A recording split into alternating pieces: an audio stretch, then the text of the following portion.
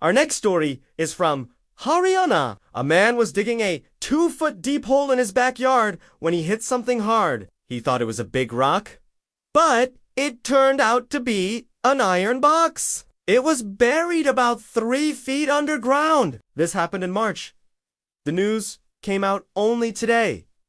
So, why did it take so long? Well, because the box was clearly not from this era. The man and his family tried opening it, but it was locked. So, they called the police. A team of investigators reached the spot, and they too failed to open the box. They even brought in a dog squad, but that didn't help. According to the police, the box was 3 by 2.5 feet. And what caught their attention was that the land where this box was found is not even 30 years old. That's less than 3 decades. They were also surprised to find an old water pipe in the backyard. It looks like something from the British era. So how did such an old water pipe end up in someone's backyard? And what about the box?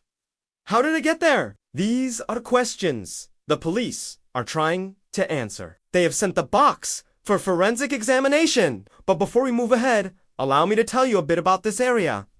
Hisar is a city in Haryana. It was earlier known as It has a population of more than 400,000 people. The city was initially a part of the Kingdom of Delhi, and it played an important role during the War of Independence in 1857. After that, the British took over this kingdom. So coming back to the story, Hisar was incorporated into the state of Punjab in 1952.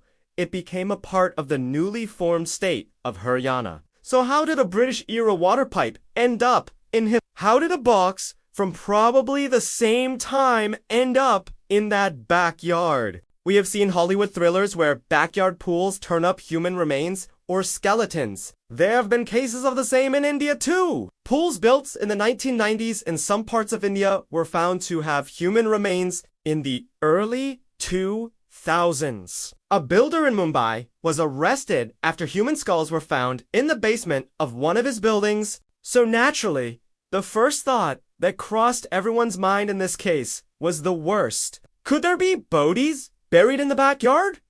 Was there a massacre at this place in the past? Was the house built on a graveyard? We don't know. But let me tell you what the police have ruled out. There are no bullet marks on the box. This means that it was not buried during a shootout or a hit and run. No one was killed in front of the house.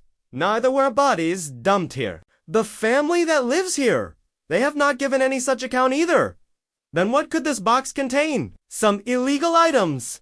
Maybe weapons or drugs. Anything to attract the attention of the police?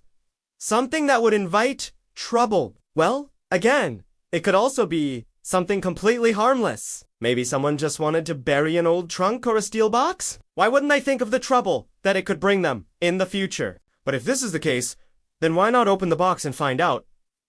Well, that's exactly what the police have done. On Monday, they broke open the box.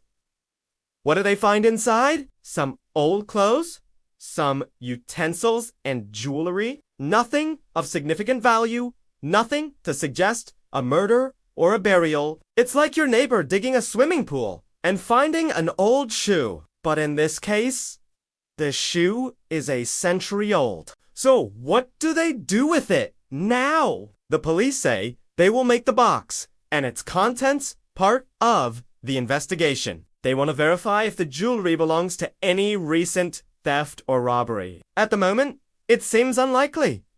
The jewelry seems quite old. As for the water pipe, the police say they are looking for records to find out who installed it, and this will not be easy. The city's water pipeline network was extensively damaged during partition. Most of the records were lost. And to make matters worse, the new pipelines did not have proper maps, so the police may not be able to trace this water pipe to its origin. You see, once the steel box was discovered, social media came up with several theories. Some people said it could be connected to the Second World War. You see, Hisar is close to the India-Pakistan border. During the war, both countries were not as independent as they are today.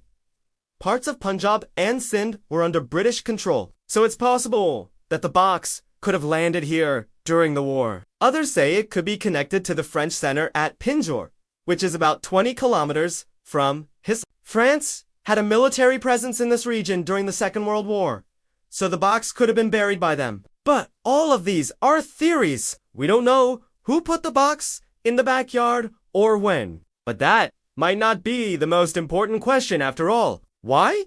Because it does not involve a murder or a burial.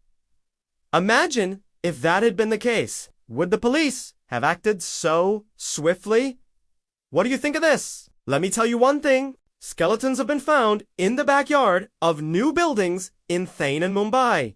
What action was taken in those cases? And I am not saying that something sinister is going on in this case. I am asking whether the urgency would have been the same. In fact, let me show you some data. In the last 8 years, more than 60 skeletons have been found in Mumbai. Many of them were never identified. Some of them belonged to missing persons, but the families never pushed for an investigation. Why? Simply because the dead body was not their priority. The police also did not treat these cases as a top priority. Why do you think that is? You see, in India, a lot depends on who you are and who you know. If a powerful politician is involved, the case will be solved quickly. And I am not naming anyone. Take the case of Sohrabuddin Sheikh, for instance. He was allegedly killed in a fake encounter in 2005. Even after 17 years, his wife has not got justice. On the other hand, in 2020, a businessman was shot dead in broad daylight in Amritsar. 2 days later, the police claimed to have solved the case. 3 people were arrested. In one of the cases in Thane, a man was found dead in a flat. The family refused to accept the report. They wanted a murder investigation. Eventually, an NGO took up the matter. It was then that the police exhumed the body. That was in 2019. 4 years before that, the man was declared dead. What do these cases tell you? That the police will act swiftly only if they have to. So, coming back to the steel box, the police deserve credit for investigating it. Well, they should be commended for sending the box for forensic testing. But remember, every case is different. Every discovery comes with its own set of circumstances. Some require more urgent attention than others. The question is, can the police be trusted to handle all of them properly? Can we trust them to dig deeper, to uncover the truth, even in non-sensational cases? Or will a murder have to happen before they take action?